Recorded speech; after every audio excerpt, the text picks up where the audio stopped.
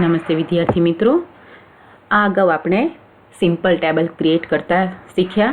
ટેબલની અંદર મેં તમને ટેબલના એટ્રીબ્યુટ એ સિવાય ટેબલના ટીડી અને ટીઆર ટેગ વિશે પણ માહિતગાર કર્યા. આજે જે આપણે જોવાનું છે, મેં ઓલરેડી તમને તમારા માટે એક ટાઈમ ટેબલ છે, સેમ્પલ છે, રેડી કરીને રાખ્યું છે. આ ટાઈપનું ટાઈમ ટેબલ આપણે ક્રિએટ કરતા શીખીશું. આપણે જે આજે શીખવાનું છે એ છે મેઇન તો કોલ્સપાન. અહીંયા મેં ટોટલ 7 કોલમને મર્જ કરેલી છે. તો કોલમ છે કઈ રીતે મર્જ થશે, કયા એટ્રીબ્યુટની અંદર તમારે કોલમને મર્જ કરવાની છે, હું તમને શીખવાડીશ. તો આપણે શરૂ કરીએ. સૌથી પહેલાં તો મેં HTMLનું જે સ્ટ્રક્ચર છે અહીંયા ઓલરેડી પહેલેથી લખીને ટાઈપ કરીને રાખ્યું છે. ટેબલ માટે આપણે ટેબલ ટેગનો યુઝ કરીશું અને ટેબલ ટેગનો યુઝ કરતાની સાથે જ આપણે બોર્ડર પણ આપી દઈશું. સૌથી પહેલાં આપણે પહેલી રો માટે ટીઆર ટેગ લઈશું. હવે આની પહેલાં આપણે ટીઆર ટેગની અંદર ટીડી ટેગનો યુઝ કરેલો. આજે જે આપણે યુઝ કરીશું ટીઆર ટેગની અંદર ટીએચ ટેગ અહીંયા યુઝ થાય છે ટેબલના હેડિંગ માટે. ટેબલની જે કોલમ હોય એનું જે પહેલું હેડિંગ હોય એના માટે તમે ટીએચ ટેગનો યુઝ કરી શકશો. પ્રોપર્ટી છે એ ટીડી ટેગ, ટીઆર ટેગ અને ટીએચ ટેગ ત્રણેયની સેમ રહેશે. ટીએચ ટેગ છે એના માટે સૌથી પહેલાં તો જે પહેલું ખાનું છે એ મારે બ્લેન્ક રાખવું છે. તો એના માટે NBSB હું ટાઈપ કરીશ કે જેથી જે પહેલું સેલ હશે એમાં કંઈ પણ લખાયેલું આવશે નહીં. નેક્સ્ટ જે ટેબલ હેડિંગ છે એમાં હું આપણે મંડેથી સેટરડે લઈને ટેબલ બનાવીશું. Next Tuesday TH tag complete. Wednesday TH tag complete.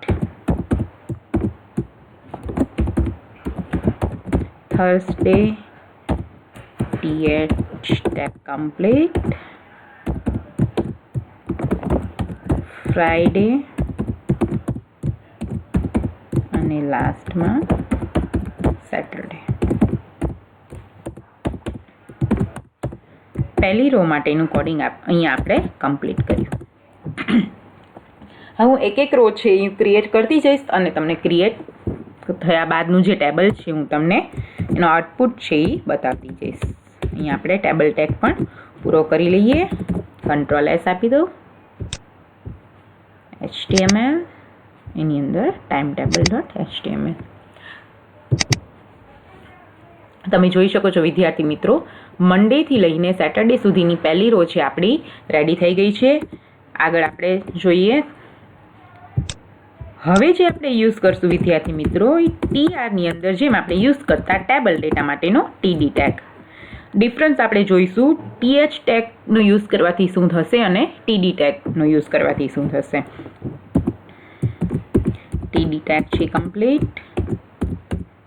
અહીંયા હું વધારે સમય ન જાય એટલા માટે દરેક સેલમાં કોપી પેસ્ટ કરીશ.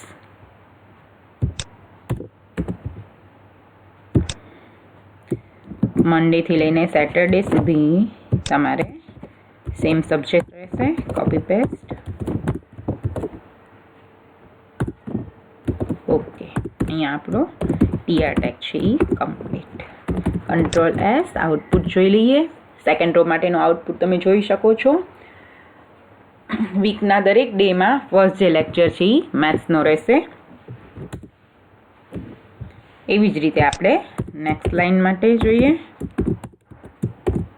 ટીડી ટેગ સેકન્ડ લેક્ચર માટેનું કોડિંગ.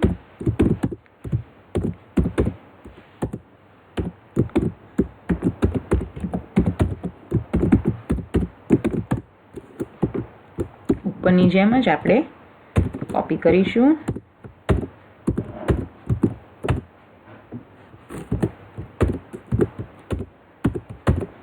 ડન. અહીંયા આપણી થર્ડ જે રો છે એ કમ્પ્લીટ કરીશું. Ctrl+S આઉટપુટ જોઈએ થર્ડ રો માટેનું. નેક્સ્ટ જોઈએ આપણે ટીડી ટેગ આપણે સ્ટાર્ટ કરીશું. Third lecture.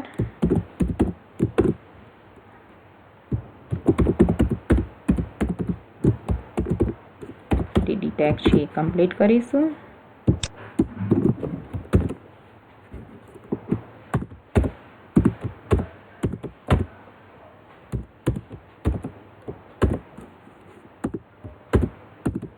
ઓકે, અહીંયા આપણું થર્ડ લેક્ચરનું કોડિંગ છે એ કમ્પ્લીટ થયું.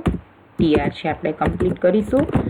થર્ડ રો માટેની આપણું જે કોડિંગ છે એ કમ્પ્લીટ થયું. નેક્સ્ટ આપણે ફોર્થ લેક્ચર માટે ટીઆર છે લઈશું. TD 4 TD complete.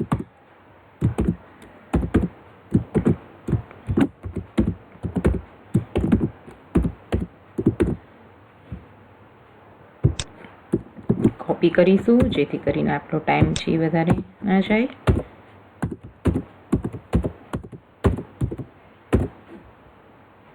Okay, TR tag છે અહીંયા કમ્પ્લીટ કરીશું. હવે આપણે જોઈએ મિત્રો કે જનરલી 1 થી 4 લેક્ચર પછી આપણે બ્રેક ટાઈમ હોય છે.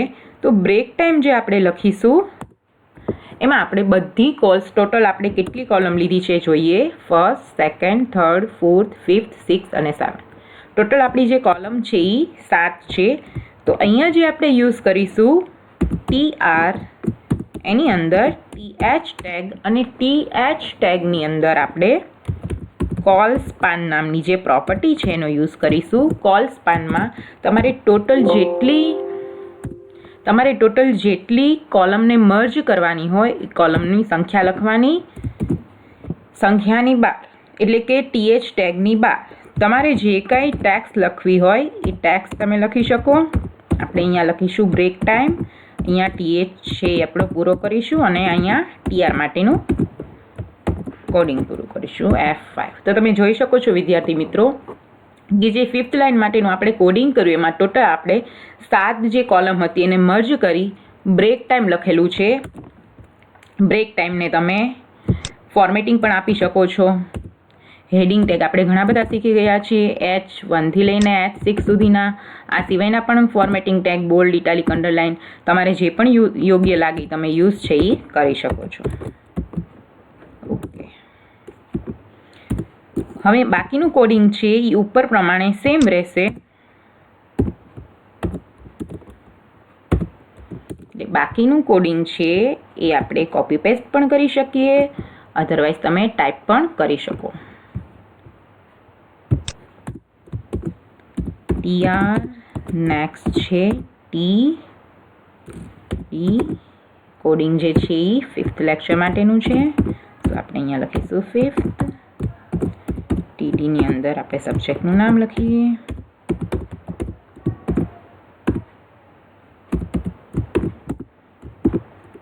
કોપી પેસ્ટ કરીએ.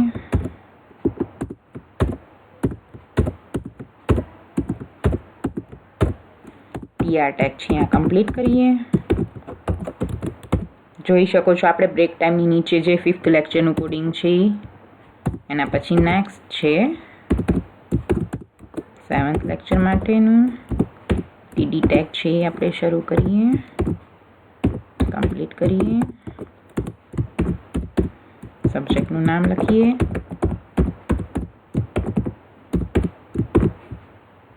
કોપી પેસ્ટ કરી લઈએ જેથી ટાઈમ કન્ઝ્યુમ ન થાય આપણો.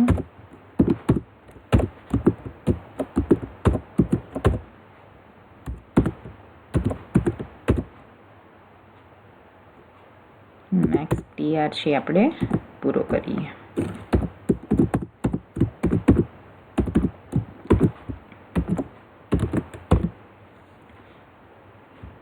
સોરી, અહીંયા આપણે ભૂલ થઈ ગઈ. 6th લેક્ચર માટેનું કોડ. ઓકે, નેક્સ્ટ છે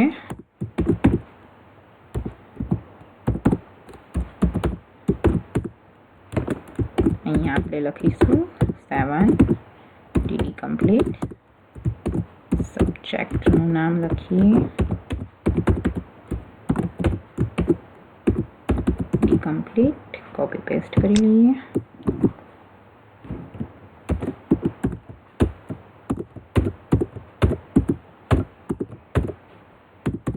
ટીઆર ટેગ છે આપણો કમ્પ્લીટ કરીએ. સેવ કરીને આઉટપુટ જોઈએ. લાસ્ટ લેક્ચર માટેનું કોડિંગ ટીઆર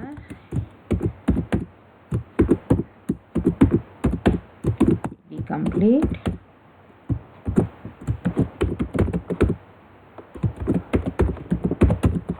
Social science.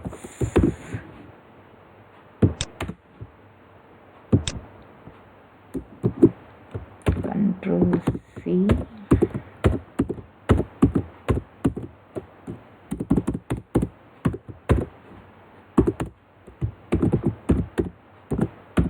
આપણો કમ્પ્લીટ.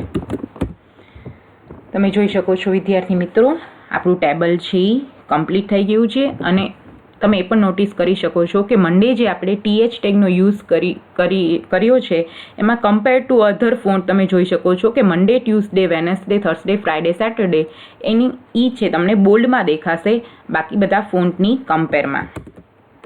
હવે મેં તમને જેમ પહેલાં શીખવાડ્યું, તમે ટેબલની ઘણી બધી પ્રોપર્ટી અહીંયા સેટ કરી શકો છો. ટેબલને કલર પણ આપી શકો છો, દરેક રોને પણ અલગ કલર આપી શકો છો, પર્ટિક્યુલર કોઈ સેલને પણ તમે કલર આપી શકો છો. આપણે અહીંયા ટેબલને આપીશું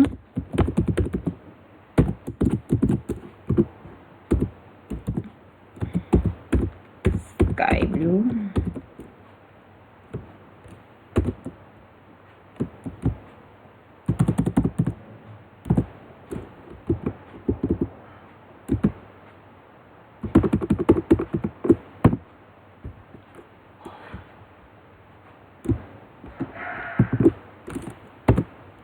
કંટ્રોલ S. તમે જોઈ શકો છો પૂરા ટેબલનો કલર છે ચેન્જ થઈ ગયો છે. પર્ટિક્યુલર એક રોનો કલર પણ તમે ચેન્જ કરી શકો છો. PRની અંદર આપણે બીજી કલર સેટ કરીએ, આપી દઈએ પિંક. Control S. જોઈએ પહેલી જે આડી રો છે એનો કલર ચેન્જ થઈ ગયો છે.